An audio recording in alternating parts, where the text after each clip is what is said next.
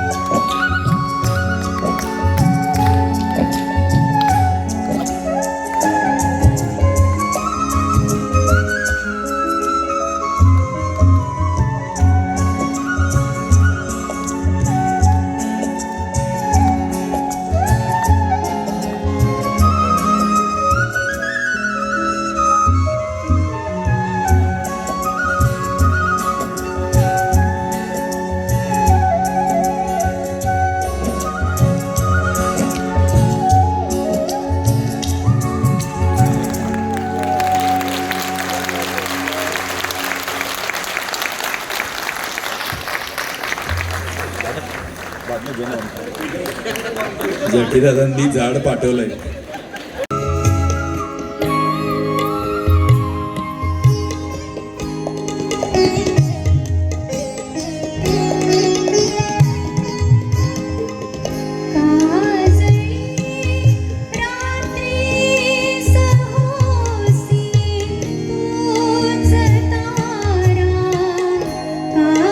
सुंदर ते ध्यान उभे विटेवरी करकटावरी ठेवूनिया. किंवा दुसऱ्या एका अभंगामध्ये तुकाराम महाराज म्हणतात, राजस सुकुमार मदन.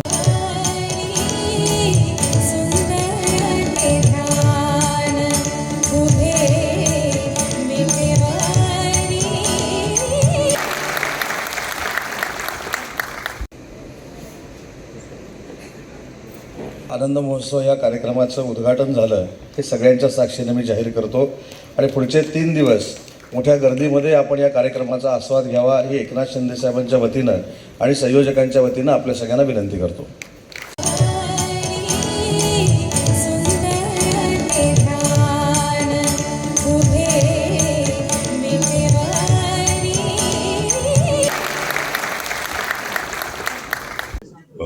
सर्वांना राम राम नमस्कार.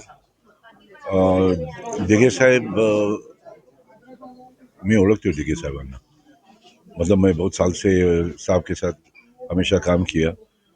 मेरा फ़ोटो भी उनके ऑफिस में है और उसका जो पथ है वो पाथ पे हम चलते हैं. सबको मदद करना, सबको एक ही समझना, ये सारी बातें हैं. तो दिघे साहब का जो आप पुरस्कार भी कर रहे हैं और एकनाथ जी का वर्ध दिवस भी था, तो बस शुभेच्छा. ऑल माय लव एंड अफेक्शन. सबको धरी बोला. राम राम. जय हिंद, जय महाराष्ट्र. महोत्सव हा कार्यक्रम अतिशय दिमागदार पद्धतीनं ठाण्यामध्ये साजरा होतो आणि याच्यामध्ये जीवनगौरव पुरस्कार देखील दिला जातो. यावर्षीचा जीवनगौरव पुरस्कार हा जितेंद्र कपूर यांना देण्यात आलेला आहे आणि 4 कार्यक्रमांपैकी 3 कार्यक्रमांना मी स्वतः या उपस्थित होतो. त्याच्यामुळे या कार्यक्रमाची उंची मला माहिती आहे. अशा कार्यक्रमांचे आदर्श घेऊन ही सांस्कृतिक चळवळ अख्ख्या महाराष्ट्रामध्ये नेण्यासारखे हे कार्यक्रम ह्या ठाण्यामध्ये होतात. यावेळीचे देखील 3 दिवसाचे कार्यक्रम हे अतिशय भरगच्च आहेत आणि म्हणून या सुरुवातीलाच मी ह्या कार्यक्रमाला शुभेच्छा देतो. दिघे साहेबांनी ज्या पद्धतीने ह्या सांस्कृतिक नगरीला एक वेगळं वलय देण्याचं काम केलं होतं, त्यांच्याच पावलावर पावलं टाकत आमचे नेते माननीय एकनाथ शिंदे साहेब या सांस्कृतिक चळवळीसाठी फार मोठे योगदान देत आहेत आणि त्यांच्याच नेतृत्वाखाली हा कार्यक्रम होतोय. हा कार्यक्रम वर्षानुवर्ष चालू राहावा याच माझ्या शुभेच्छा आहेत. चित्रपटसृष्टीला इंडस्ट्रीचा दर्जा देण्याचा निर्णय हा 4 महिन्यापूर्वी ज्यावेळी वेव्ज हा कार्यक्रम नरेंद्र मोदी साहेबांच्या नेतृत्वाखाली महाराष्ट्रामध्ये झाला, त्याचवेळी आपण निर्णय घेतला. मराठी चित्रपट सृष्टीतले स्टुडिओ असू देत किंवा बॉलिवूडमधले स्टुडिओ असू देत, आजपर्यंत इंडस्ट्रीच्या अखत्यारीमध्ये येत नव्हते.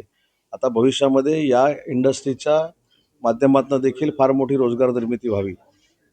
फिल्म इंडस्ट्रीसारख्या इंडस्ट्रीला देखील इन्सेंटिव्ह मिळावेत, त्यांना देखील इंडस्ट्रीचा फायदा व्हावा विभागाचा, यासाठी आम्ही हा निर्णय घेतला आहे.